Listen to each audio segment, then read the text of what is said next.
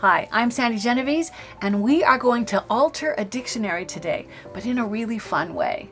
I have made these as birthday presents for a few of my family and special friends, and I'm going to show you the one I made from my nephew-in-law, who I adore. They keep them. The dictionary still works, but it's been altered, personalized for them on their birthday. So what I've done, if you look at the top of the dictionary, you can see I've marked the pages that I'm altering, and I've done those with magnet bookmarks. It makes it easy for them to find the page that's altered. So here is the magnet bookmark, and when I open it up, you can see the magnet inside. I'm going to show you how to make this, but the bookmark, the magnet makes it so it's going to stay clamped to that page, which is helpful. Then at a glance, when you look down here, you can see that I've highlighted in yellow the word aged. And I've put an arrow that points to it, and it basically says advanced in years, old. And I have, for example, Richard Brewer Hay, and a picture of Richard. This is my niece's husband, my nephew-in-law, who I adore. So I've gone to this trouble because he's so special. He is a brewer of beer. And so here under beer, I have a picture, and it says beer-loving Brit. He also happens to be from England, Richard Brewer Hay, and I've added a photo. And when you add just a black and white photo, you just make sure that the text or the photo is spaced so that it feels like it makes sense in the dictionary. It doesn't cover up any other text. You just want to make sure the text that you're altering shows. If I go to the next marked page, you'll see that here under the word 40.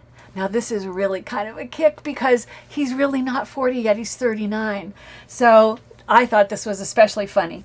40, it says something about being older, and it's the equivalent of 4 times 10. So under here I have victim of 4 times 10, i.e. Richard Brewer Hay, along pictured with my niece Allison. And when I go to this page, because he's English, here is the definition of Old English. And I have Richard Brewer Hay and then his photo, and I still have to add the arrow that points to this page. I'll do that later. On this page, you can see that I have under the word ripe, and it says things like fully developed, mature, old, basically. And then I have, for example, Richard Brewer Hay. Now, no matter how many kind of silly sarcastic remarks I have, I always like to end with something really special.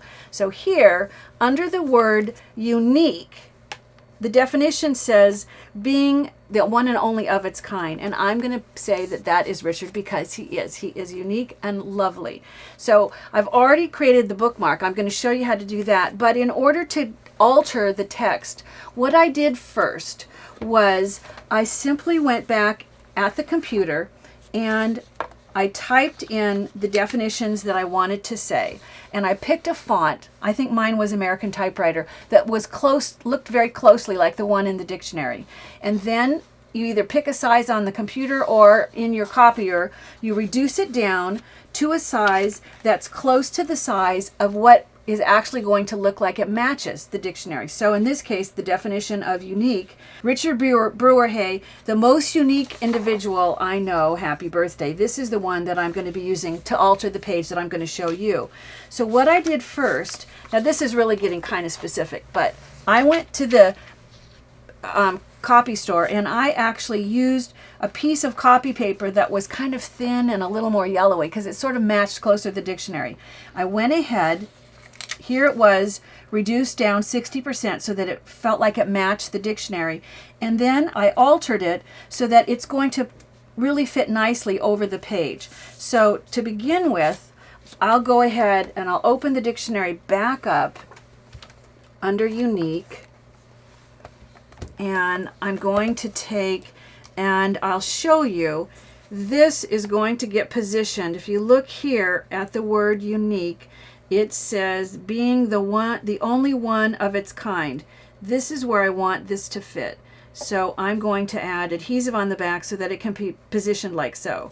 So I'll go ahead and I'll just turn it over, and I want really solid adhesive all the way to the edges because I don't want this to curl up and come loose. I was pleased to see the one that I made for my sister, even after several years, is still in really good shape. Now I'll use my tweezers to hopefully position this so that my fingers are out of the way. But under unique and being the only one of its kind, I want this to tuck right like so. So you just want it to cover up the rest of the part of the dictionary so that it will read more like it's really part of the dictionary. And I have a little pencil line here that I need to get rid of, and I may go back with a marker and make that 2 show a little bit better so that it will read, being the only one of its kind, Richard Brewer Hay, the most unique individual I know, happy birthday. Now, I intend on putting the picture to accompany this right here. So all I've done is I've just taken, I'll bring this up so I can show you, I've just taken balloon stickers and positioned them on a piece of the same white copy paper, and I've cut it so that it will cover everything in this section here like so, and it will end up looking like it's part of the dictionary. So all I need to do then is the same thing. I need to put adhesive on the back side of this, and being careful, just like I said before, I'm actually going right off the sides, the edges of this, just to make sure that it doesn't want to curl up over the years as he looks through this and uses this, if he does end up using a dictionary rather than the computer. You never know, there might be a time that the power's not working and you need to use an actual dictionary to look up a word. So I'm going to go ahead and place this so that it covers the area, and I have a nice guideline straight line at the top to try to align it with. So, and then I'm going to press down nice and firm. If there's any little stray glue on the edges, and you can see I've just added another sticker that says happy birthday and then love Sam, because my family call me Sam. Once you've glued in the alterations, then I like to go back and just take a yellow highlighter, a yellow marker, and all I do is highlight just the word. I don't do the whole definition because I don't want to feature the changes I made. I don't want the fact that there's an extra piece of paper stuck on there to really stand out so much. So all I highlight is just the word. Now, to even really focus attention, you can also go back and you can add an arrow sticker so that there's no way that they can miss. I'm going to just take this sticker, and I'll try once again to use my tweezers so that my hand's sort of out of the way, and I'm going to just point here so there is no missing that we are going to be looking at the word unique. Now, when I talk about how to create the magnet bookmark, let's look, because this is obviously what you're going to use to mark the pages. You can't expect them to go through the whole dictionary to find if you've marked a page or not. So what you want to do for this, and I'll bring this out so we can actually see a finished one, is you're going to just take and fold your paper first and then cut it into, in my example, a heart shape. But I need this folded edge to be flat, obviously, and I don't like how that looks. So I'm going to place another matching die cut heart right over the top. I'll go ahead and I'll put adhesive on the back side, and I'm going to position it so it lines up with the heart that has been folded. Now, I'm not going to stop to do this, but I would add in the decoration. I've added 39, 39, 39 that I've written in white. I would just add that to the base and then add a little bit of decorative paper to soften the edge between the two, which is, you can see in this case, I put the 39, 39 at the top. You could put it, and I did it half one way and half the other way inside.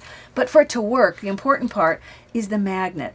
So once you've opened this up, if you'll go and get magnet at Staples, you can get 50 of those inexpensively, and it's self-adhesive. So I'm going to go ahead and just cut a strip of this, and it needs to be a size that will fit inside my heart shape.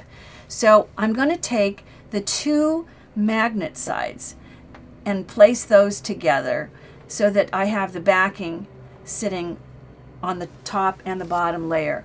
I'll use my tweezers to keep my fingers out of the way, and I'll peel off the backing, and using the sticky, I'm going to go ahead and position this inside the heart shape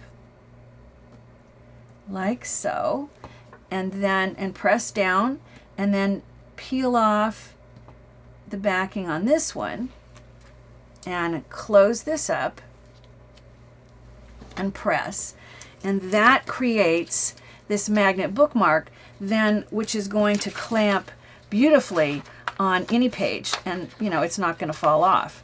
Now that will complete making Richard's dictionary. I have the one that I made for my sister when she turned 50, and I put a sticker on the cover. It's starting to wear off. It says this is a special edition on aging. And when I go through the dictionary pages, I used dinosaur bookmarks. I know that's getting a little mean, but in my family we get silly like this. I've used dinosaur bookmarks to mark, and on this first page under annual ring I've highlighted it in yellow, and if you read the definition, it says that it's a cross section of a tree that says how many years old it is. So here I say front section of a person showing 50 annual rings, because this was her 50th birthday, and there's a picture of my sister. And if you go to the next page, here you can see it's right here, it's marked, this is a century plant, and it goes on to describe that it's a 100-year-old plant. And here I have a half-century person, and it's a picture of Diane.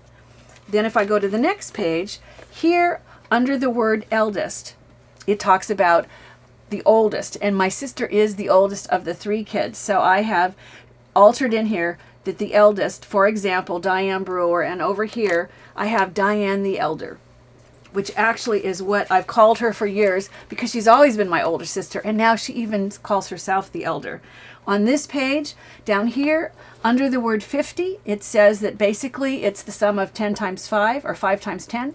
So here I say victim of 5 times 10, and here is one of her wedding pictures with her and her husband Phil. And if I go to this page, under golden ager, I have, for example, i.e. Diane Brewer, and I have some of the photos that I used of Diane are her when she was like in 5th grade and kindergarten, because I think that makes it even more fun. In fact, this is her kindergarten picture. Under old lady, believe it or not, in this dictionary, there's a definition for old lady. And so there's a picture of an old English sheepdog, and then here there's a picture of an old lady. And I have in the definition, for example, i.e. Diane Brewer. And then on this page, this is the happy page, it's the final page, under the word sister. It says, it describes who a sibling, a sister is, and I said, I've added someone I'm so lucky to have in my life, i.e. Diane Brewer, the best sister ever. And here is a picture of us together in our cowgirl suits when we were like 3 and 6, and then, just my happy birthday message. An altered dictionary, it's such a fun and a silly way to personalize a birthday gift for a friend who's getting into their 40s or 50s or maybe even more.